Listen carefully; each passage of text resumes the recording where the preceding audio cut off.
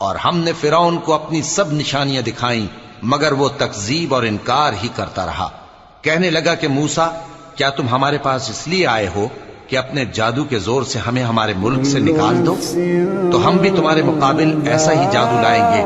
तो हमारे और अपने दरमियान एक वक्त मुकर्रर कर लो कि न तो हम उसके खिलाफ करें और न तुम, और ये मुकाबला एक हमवार मैदान में होगा। मूसा ने कहा कि आपके लिए यौम जीनत का वादा है और ये कि लोग उस रोज दिन चढ़े इकट्ठे हो जाएं। तो फिरौन लौट गया और अपने सामान जमा करके फिर आया।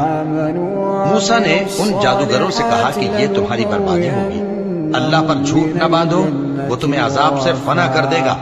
और जिसने झूठ बांधा वो नामुराद रहा। तो वो बाहम अपने मामले में झगड़ने और चुपके चुपके सरगोशी करने लगे। कहने लगे, ये दोनों जादूगर हैं, चाहते हैं कि अपने जादू के जोर से तुमको तुम्हारे मुल्क से निकाल